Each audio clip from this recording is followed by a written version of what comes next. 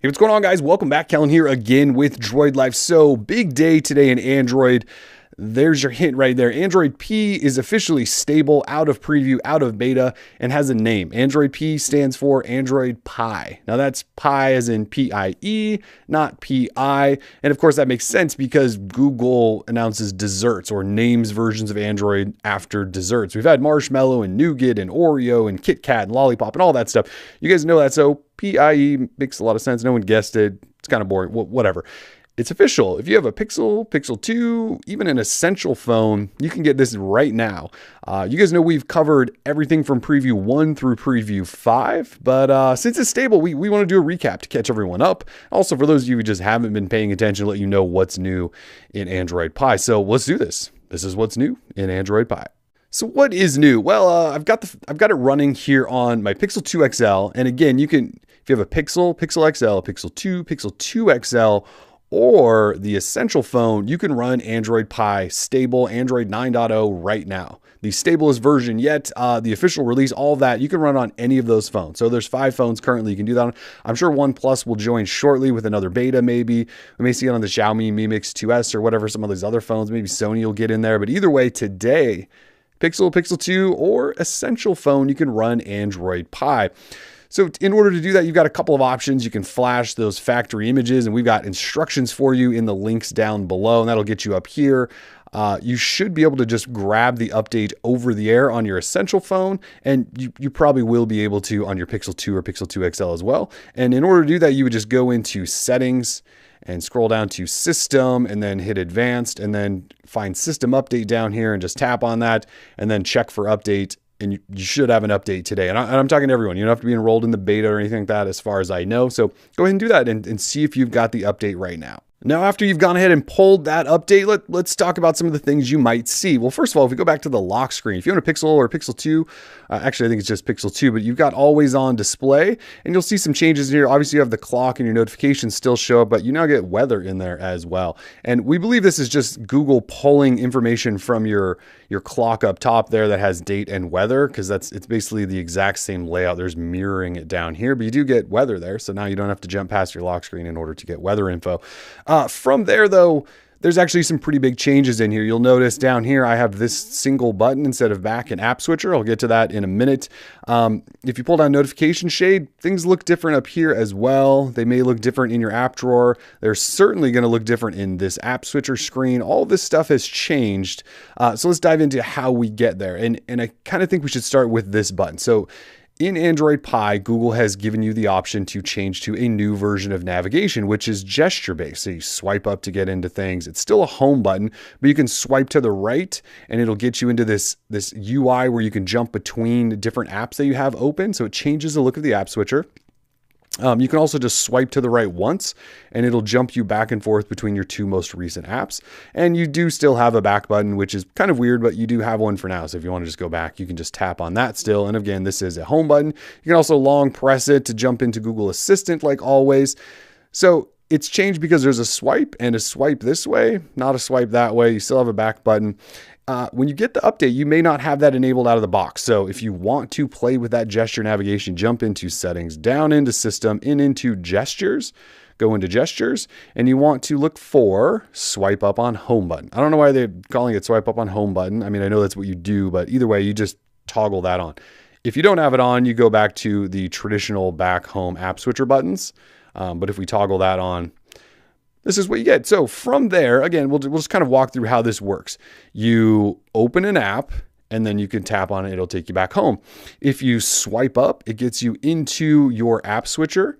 And so you'll notice that's a swipe up. And normally that would get you into your app drawer. So how do you get into your app drawer? Well, you swipe and keep swiping, and then that gets you into your app drawer. So things have changed there. Or you can swipe up into this UI and then swipe again, and then that will get you into your app drawer as well. And again, you hit back to go back. You can scroll between apps like this. If you want one to go away, like Twitter, you just swipe it up and that dismisses it. There's some additional options in here as well. If you scroll all the way over, there is a clear all button to clear everything. If you come over here and tap on this little icon for the app up at the top, you get some more options like an app info if you want to get directly into the app info in terms of system settings, or this will also launch you into split screen mode. So this is actually how you go into split screen. Previously, you used to do some long pressing here and there, but this is how you do it now. So I've got 2 apps running. You can see there, I can just hit home. That'll get me out. Swipe that away. Hit home to go back home. That's kind of the basics. Again, there's this swipe over here where you grab the button and swipe to the right, and it jumps you back in between your 2 most recent apps just over and over again. Or you can swipe and hold, and then that gets you into this UI where, again, you scroll left to right and you can go app by app. If you have a whole bunch of apps, this is actually pretty handy to get all the way to one end or the other.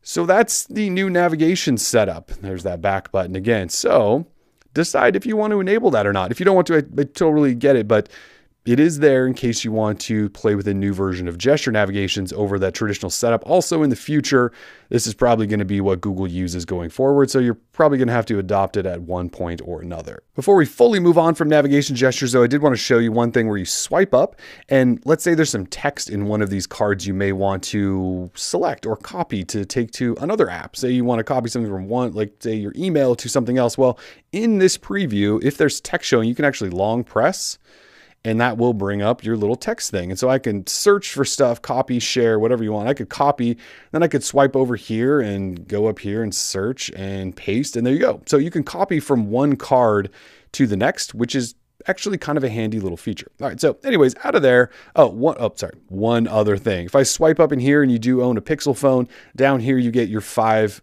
sort of suggested apps. They could be your most recent. They're also just suggestions that Google's looking.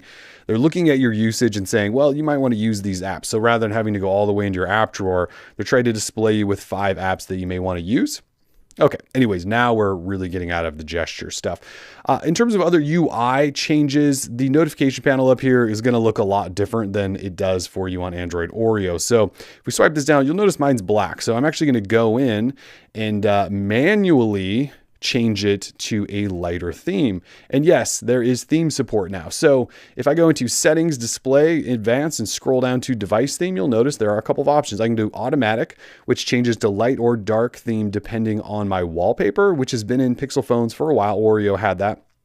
Now with Android Pie, you can manually force it to light or dark. So you don't have to rely on your wallpaper to do that. So I'm going to go back to light, and you'll notice now if I swipe down, this is light. So things have changed. We've got bigger icons, more spacing everywhere. This looks slightly different. It all mostly works the exact same way. If I want to turn Wi-Fi on, I tap it to turn it back off. If I want to get into more Wi-Fi settings, I just long press on it. It takes me in here. The same thing works for battery saver. Go in there, it takes me into battery settings. Or I can turn it off and on. Same thing, do not disturb mode. I can long press and get into more do not disturb modes, or I can turn do not disturb mode on. So none of it's changed in terms of functionality. It just looks a little bit different. You'll notice clock has moved over here to the left. Not a huge fan of that. We believe they're doing that because Android is going to adopt notch support. And so they're doing some balancing or something like that there. But when you swipe, things kind of move around. You'll notice in the status bar, I've got clock and all my little icons for airplane mode and all of that, along with battery percentage. And then when I swipe down, some of those settings drop down into this little area. And my date's over here now. And so they've kind of separated some of this stuff. And if I keep swiping down, you just get more options. You could, of course, still customize all of this, hit the little pencil and drag and drop things around. That's still there. There's your settings icon. So that did actually move. You used to swipe down once and there was a settings shortcut. Now you have to actually swipe down twice, which is not exactly great, but that is how you do it. You do have a brightness slider up here.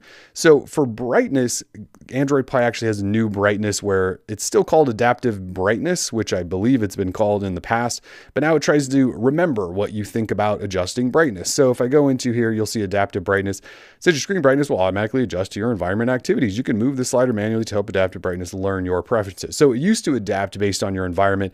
Now it tries to do that and also adapt based on where you've set it, depending on like time of day, where you're at, all that sort of thing. So it's learning even more to try to get your brightness right all of the time.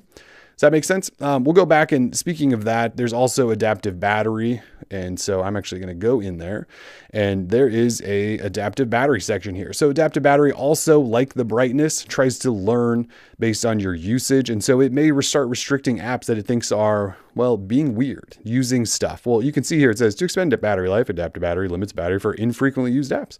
Phone will learn how to use apps over time. So what it's saying is apps that are in the background may be trying to use stuff, but you're not actually using them. it may want to limit those so it keeps your battery life lasting longer. And you can see I've got some in here that I don't really need using a bunch of stuff in the background that I will access if I need them to be accessed. And so you can turn those off and on. It'll recommend some apps for you. You can turn this entire feature off if you don't want it doing that. One thing to keep in mind is if it is limiting, you'll see right there, it says notifications may be delayed from these apps. So if it's an app you use frequently or need instant notifications from, you may want to make sure it's not in this restricted area. From there, let's talk a little bit about screenshots. So screenshots have changed some on Android Pie. You can still do power and volume down and hold those for a second. That'll take a screenshot. You can also now long press on your power button and there is a screenshot option there. So if you don't have two fingers to do that action there, you can just long press here, tap screenshot, and it'll take one for you. Now, once you take a screenshot, you actually have editing tools, which we've never really had before. It used to have to like go into Google Photos and do some editing, but now there's an actual edit button. And when you tap that, it opens this new screenshot editing tool. And this is really only available as far as I know for screenshots. But in here, you've got some simple tools. You can adjust, crop, that sort of thing into whatever you want. So you can adjust that stuff on the fly. And then you also have little markup tools in case you want to, draw on something. So I can write with this as a pen. I can use this one, which is more of a highlighter. So you've got two different pen options. You've got some undo buttons as well, and you can crop and all of that stuff as well. So you do have some more tools. It doesn't do scrolling screenshots yet, which is unfortunate, but you do have some more tools there. Let's point out auto rotate. So I typically keep my phone not able to auto rotate on its own because it bugs me when your phone auto rotates. You don't want it to, but there are times when you may want to quickly flip to a rotated mode. So let's say I'm in Chrome and I come upon some content that's better viewed in landscape. Rather than swiping this down, turning auto rotate off or whatever, if I switch this, you'll notice there's a auto rotate button down here now. So if I tap that, it then rotates for me. And my system toggle, you can see, is still there. So it's sort of like a screen. It's like it's a specific or screen specific, I can't say that, auto rotate button. So once I'm done viewing stuff in landscape and I rotate back, that now appears again. And this should do this in almost every app at this point, and it just lets me do it within. It's like a screen lock within certain apps or whatever your current screen is. And again, I never had to play with that system toggle. So kind of a cool little feature there. From there, I would like to show you app actions. So in your app drawer, if you have apps that support it, you will get these little icons that appear about your second row down here. I don't have any showing right now, and it could be because I'm on airplane mode, but like if you have a Nest camera, it'll give you a shortcut to your Nest camera. You just tap on that shortcut and it'll open up your Nest camera. It could have a playlist from Spotify or something like that. And you just tap on it, opens up that playlist directly. It tries to learn what you want and display those app actions depending on like time of day or something like that, just in terms of your history. So anyway, they're there. I promise. I just don't have anything to show you at this moment. Let's talk now about sounds for a second. So I'm going to scroll down here and go into settings and sound.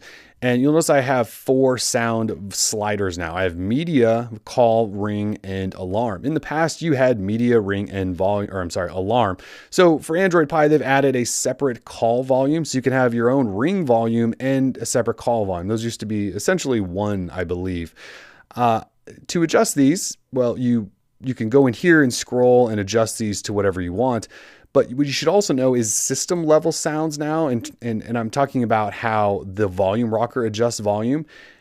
By default, it now adjusts media volume instead of your ring or call volume. So when you adjust your volume with your volume rocker, this is what it adjusts now. So you have to get used to it not doing ringers, but it also makes a lot of sense that it does media. If you want to adjust whether or not your phone rings or vibrates or is in silent, you'll notice there's a little button up here and I tap that. Now it's in silent mode, tap it. Now the ringer's on, tap it again, it goes back to vibrate. This is media. This is your phone, whether it rings with sound or vibrates or just does nothing. I will point out though, that if there's some other sounds playing, like so I have a ringtone playing now and I adjust volume. Well, you're supposed to have it show up as a second volume slider. So sorry, that took me a second, but now I have 2 in there and I can adjust. That also works, I believe, with Bluetooth headphones, or if you just have media playing and maybe you're on a call and you adjust volume, you'll get that separate slider that allows you to adjust 2 things at once. So volume controls are a little bit awkward at this point, but you just kind of got to get used to them. Once you figure it out, trust me, they're actually not bad at all. You can also just tap settings here to get into those too, so you don't have to go diving to find them. You can just volume, settings, adjust, You guys get that? Also, if you press power and volume up at the same time, it calls and notifications turn to vibrate. And if you keep hitting that, it doesn't change anything, but it is a shortcut. So if you're on the ringer and all of a sudden your phone starts making noise and you don't want it to, you can press power and volume up at the same time and it sets you to vibrate. Just handy little tip there. Finally, because most of the other stuff is just little cosmetic things, like if we go into settings, you'll just notice some of this stuff just looks different in here. A lot of this stuff functionality wise hasn't changed. It just looks different. Everything's a lot lighter and whiter, and some of the icons have changed, and that's mostly it. But Google is going to introduce a new suite of software called Digital Wellbeing, where you can set app timers so that you can only use them for so long. It'll track your usage of apps to tell you how much YouTube you're watching all the time. You can do this wind down mode where at night it'll go from color to basically black and white to sort of tell you like, look, it's time to unplug. You should go to bed.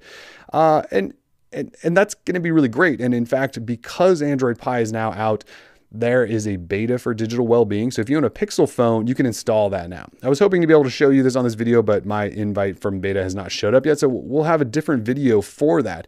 But it's one of those things where Google's trying to get you to unplug a little bit more because we probably all need to. So that's also a part of Android Pie, and it's for Pixel users, and it's in beta now. We'll have sign up and instructions in the links down below as well. So anyway, it's just been a quick overview of Android Pie. And just to show you that we are running the stablest of stable versions, we'll go in here and go to About Phone, and we scroll down here, Pixel 2 XL, Android 9, August 5th, 2018 security patch, and that's sort of it. They haven't changed the Easter egg. It's still the P with the crazy colors. We don't get a Pie shortcut or something like that. But if you guys have comments, questions, let us know. Otherwise, Android Pie, go get it for your Pixel phone or your Essential phone. We're Droid Life. Peace.